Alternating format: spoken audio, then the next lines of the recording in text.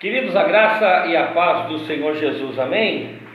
Glória a Deus, amém. Deus é muito bom, né? Nós temos crescido, né, e buscado conhecer mais e mais, né, a respeito das coisas de Deus. Hoje, na continuação do nosso estudo do livro de Atos, nós vamos estar trabalhando no capítulo 4, né? Então, nesses vídeos, estudando o livro de Atos, e hoje nós vamos falar de Pedro e João perante o Sinédrio.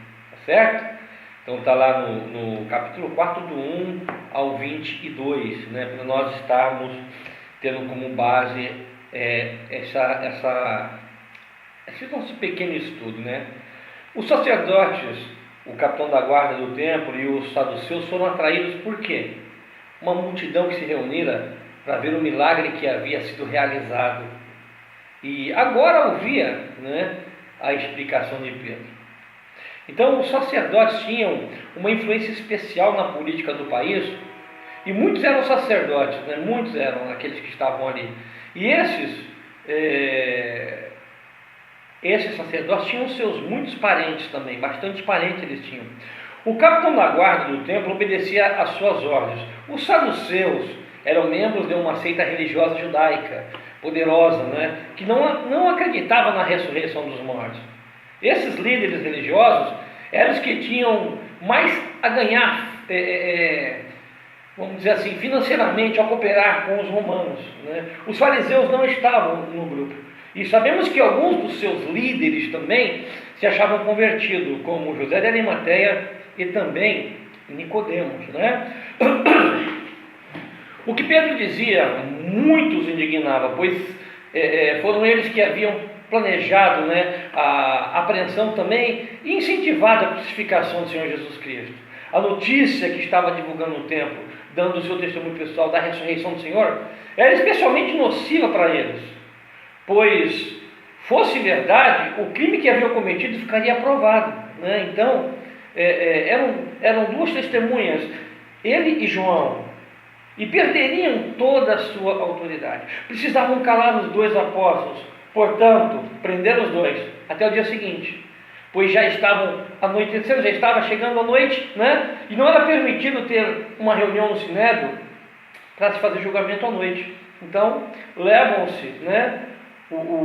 Levam-se os dois presos, eles queriam abafar o caso, né? Então, não obstante, perto de aproximadamente 5.000 homens, né, dentre a multidão que ouviram o testemunho de Pedro e sua explicação sobre o cumprimento das profecias, né? Sabe, daquele milagre que o Senhor Jesus Cristo tinha feito. No dia seguinte, se faz em Jerusalém uma grande reunião, né, de 3 classes que compõem o Tribunal Superior. Sinédrio, né,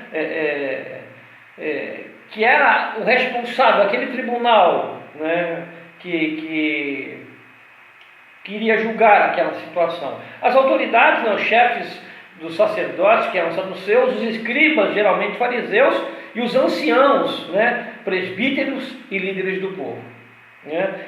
Entenda mais ou menos a seguinte proporção: 24 sacerdotes, 24 anciãos e também 22 escribas estavam nessa reunião. Anás, o sumo sacerdote, né, uma posição vitalícia segundo a lei mosaica, você vai lá em Números 35, 25, nos fala a esse respeito, né? Mas a autoridade romana nomearam o seu genro Caifás para tomar o seu lugar no ano 14, né? Sabe, fizeram aquela situação, né, para que Caifás assumisse o seu lugar e dar-se continuidade, sabe, e continuavam, né, esse projeto deles, queriam o que com essa reunião, né? Queriam acabar, né, abafar aquele caso, né? Porque você imagina um grupo que havia arquitetado a prisão e morte do Senhor Jesus, agora se vê diante de milagres acontecendo, né? Então, eles queriam de uma forma ou de outra, né, que fosse parado aquilo, né? Na realidade, se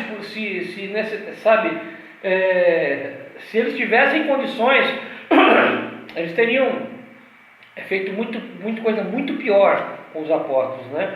Na realidade, é que não puderam impedir os planos de Deus, entendeu? Né? Então, supõe-se que João era filho de Anás e Alexandre era um homem de destaque naquele tempo, segundo o historiador José. Os outros que eram da linhagem do sumo sacerdote, desejando continuar o seu agrado, de certo iriam aprovar o que ele determinasse, né? Então o que aconteceu? Iniciaram a inquisição, né? Vamos dizer assim, a indagação dos apóstolos, né? Como se dizendo, com que poder, né? Ou em nome de quem vocês fizeram isso? Foi semelhante à pergunta que os chefes dos sacerdotes e líderes religiosos haviam feito para o Senhor Jesus Cristo, poucas semanas antes, né? Com que autoridade você está fazendo isso? Quem te deu autoridade para fazer isso? Está em Mateus 21, versículo de número 23, né? Então o Senhor Jesus, o Filho de Deus, Ele próprio, né? Ele é a autoridade soberana no templo, né? Ele é a pessoa, ele é a autoridade. E a resposta sábia confunde, né, essas pequenas, entre aspas, autoridades, né? Então a pergunta feita aos apóstolos implica que deveriam estar agindo em função ou em lugar de alguém, né, que tinha um poder superior. Sem dúvida isso era realmente verdade. E Pedro, cheio do Espírito Santo, prontamente, né, vem esclarecer em poucas palavras essa situação. Era uma oportunidade excelente para expor o Evangelho pela terceira vez, né? Agora, as autoridades religiosas do país estavam ali, né? E eles agora iriam ouvir, né, aquele discurso, né, daquele homem de Deus, homem transformado, né? Homem que havia passado pela olaria do Senhor, se assim nós pudermos dizer, na verdade, um discurso curto, mas direto, dirigido aos que haviam crucificado o seu mestre, né? Imagina agora olha onde Deus coloca aquele homem, gente, né? Deus coloca aquele homem diante, imagina, presta atenção, olha o que Deus faz. Pedro, quando Jesus estava sendo julgado, Pedro estava distante, né? Pedro estava vendo de longe e foi indagado: ei, você é dele? Não, eu não sou. Não, você é assim? Não, não sou. E na terceira vez, é você. Aí na terceira vez, segundo as escrituras, que ele usa palavras duras, né? Mas agora, Deus o coloca diante daqueles que haviam crucificado o seu mestre querido, né? Deus coloca, né, diante daqueles, né, que haviam arquitetado tudo e determinado a morte do Senhor Jesus. Agora, olha que declaração. Ele declara algo dizendo que ele e João haviam sido levados perante o tribunal para quê? Para que eles são levados ali? Primeiro, prestar conta sobre um benefício feito ao enfermo. Não disse, mas ficou claro que não eram malfeitores, mas benfeitores, portanto, não poderiam sofrer castigo. Além disso, essas autoridades podiam ver o mendigo diariamente na porta do templo e não o curaram, porque não podiam curá-lo. Segundo, declarar como se dera a cura. Um médico dificilmente é chamado a um tribunal para informar como curou um doente, né? Porque curar não é crime. Então, não obstante, Pedro prossegue com sua defesa, informando ao tribunal e a todo o povo de Israel, né, representado ali pelo tribunal, porque ali estavam aqueles, conforme nós tínhamos dito, né, os 24 e 22, representando o quê? O povo de Israel. E o que é falado ali? A cura se deu em nome do Senhor Jesus Cristo Nazareno, aquele a quem vocês crucificaram, e é a que Deus ressuscitou dentre os mortos. Então, Pedro já começa dando uma chalapada no pé da orelha daquele povo, né? Dizendo: vocês mataram, vocês condenaram, julgaram o inocente, mas Deus o ressuscitou dentre os mortos. A cura foi no nome dele, aquele que vocês condenaram. Então, olha a diferença, né, de um Pedro que antigamente, né? De um Pedro que algumas semanas atrás estava se tremendo de medo, agora um Pedro batizado, renovado pelo Espírito Santo de Deus. Olha a diferença, né? De um Pedro que estava negando Jesus algumas semanas atrás, para esse Pedro agora, que estava falando: vocês mataram Jesus, mas a morte não segurou ele não, Deus o ressuscitou dentre os mortos. Então, olha a mudança, né? Então, ao dizer Jesus Cristo, né, ao falar, né, a respeito do Senhor Jesus Cristo, Pedro estava esclarecendo que ele é o Messias das profecias, né? Porque Cristo é equivalente no grego, né? Cristo equivale-se a palavra, vamos dizer, Messias, né? Então, ele estava dizendo: Cristo é o Messias da profecia. Eles não podiam negar que o haviam crucificado, eles crucificaram Jesus, né? E que Deus o havia ressuscitado entre os mortos, né? Então Pedro podia declarar com certeza, porque viu e esteve com ele. É forte, queridos. Olha só, Deus pegando aquele que negou Jesus e agora o transforma em porta-voz. Olha a diferença, olha a ação do Espírito Santo, né? Olha que ação maravilhosa, né, que o Espírito Santo está fazendo ali, né? Conforme nos fala a palavra de Deus, né, que o Senhor Jesus era o quê? A pedra que foi rejeitada por vós, os edificadores, o qual foi posta como pedra angular. Esta é uma profecia do Salmos 118, versículo 22, né? Que aqueles judeus religiosos deveriam conhecer muito bem, né? Os homens das letras, né? Os religiosos, provavelmente não compreendiam o seu sentido, dado o contexto que fala sobre a porta do Senhor, né? E da salvação que agora sabemos que se trata do Senhor Jesus. Então ele foi rejeitado e morto por quem? Pelos religiosos judeus, os edificadores, né? Quem são os edificadores? Os religiosos judeus. Mas Deus o ressuscitou e colocou sobre todas as coisas, e a sua igreja está sendo construída sobre ele, né? A pedra angular, indispensável, sobre a qual se baseia toda a sua estrutura. Pedro discorre sobre este assunto, né, em sua primeira epístola. Ele fala a esse respeito, né? Lá em 1 Pedro 2, 1 a 8. Não há salvação em nenhum outro. Por quê? Debaixo do céu, nenhum outro nome há dado entre os homens que deveremos ser salvos. Então, com essas palavras vibrantes, né, Pedro termina a sua defesa diante do tribunal. A transformação operada naquele pescador galileu, né, que 3 vezes havia negado com juramento, né, não conheço, ser discípulo do Senhor, foi impressionante. Agora estaria um Pedro batizado, repleto do Espírito Santo.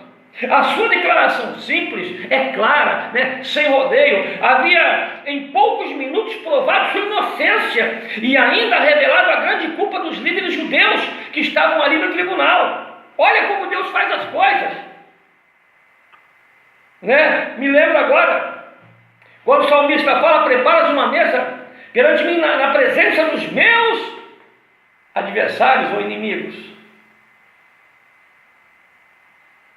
É maravilhoso, né? Então a intrepidez com que Pedro se apresentou diante daquelas autoridades, né? Autoridades ilustres, merece a admiração delas, né? E a convicção evidencia que ele e João estavam, né, falando a verdade quando diziam: nós estivemos com Jesus, porque Deus o ressuscitou e nós vimos ele ressuscitado. Então a transformação, né, em Pedro foi devido ao quê? Não só a absoluta certeza que agora tinha sobre a identidade e a posição do Senhor Jesus, mas também a ação do Espírito Santo, né, que o enchia. Então veja a diferença do homem vazio negando, agora um homem cheio da presença do Espírito Santo, dizendo: vocês erraram, Mas a morte não segurou, Deus o ressuscita. E hoje o milagre acontece em nome dele.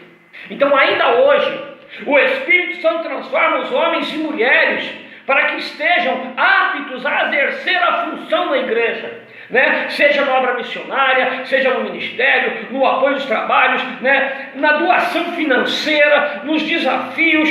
Quem está tornando essas pessoas aptas não é o coração da pessoa, né? Entre aspas, a bondade, não, mas é a ação poderosa do Espírito Santo de Deus. Da mesma forma que agiu em Pedro, continua agindo hoje com todo o poder e autoridade.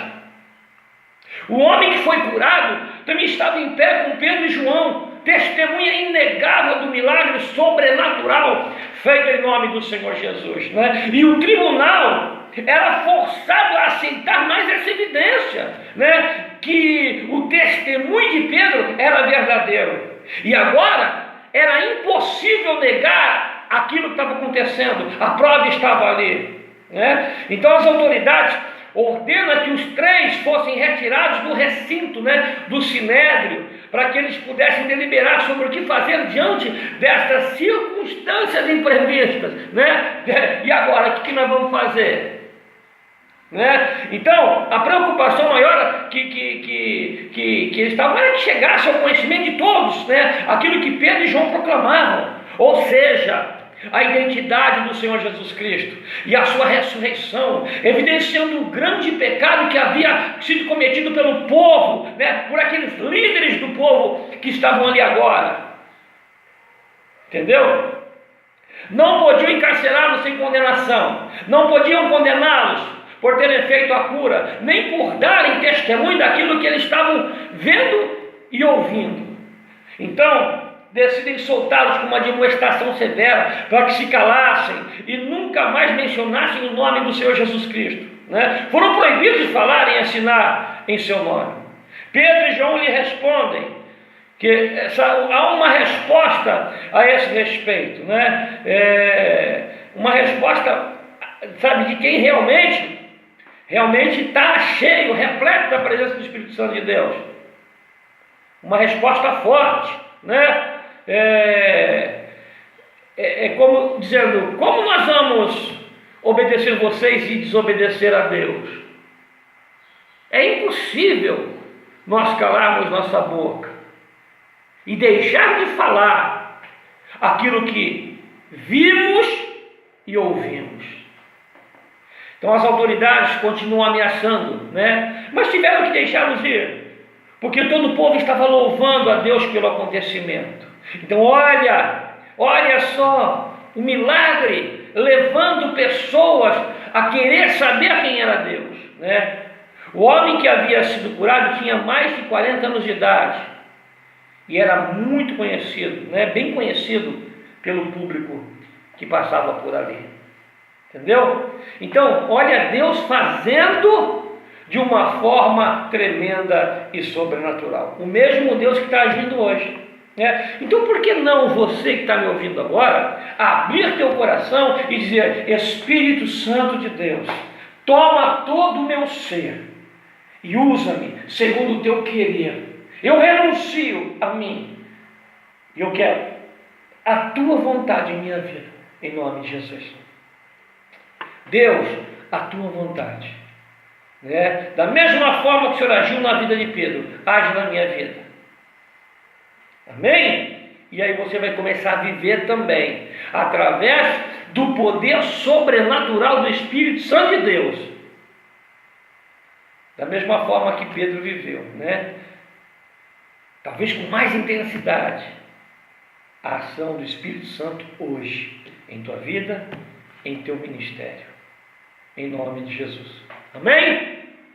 Queridos, que Deus te abençoe. Esse vídeo aqui também faz parte, né, do nosso estudo que estamos no livro de Atos dos Apóstolos, né, para que você também esteja crescendo em graça e conhecimento, tá bom? Se gostar, compartilhe o vídeo, né, compartilhe mais essa pequena aula, tá certo? E esteja conosco, divulgue também o WhatsApp, né, o grupo do WhatsApp, para que outras pessoas que queiram também estar recebendo e participando também, né, dos nossos pequenos estudos, também venham estar tendo essa oportunidade, tá bom? Deus te abençoe, a graça e a paz do Senhor Jesus. Deus abençoe. Shalom.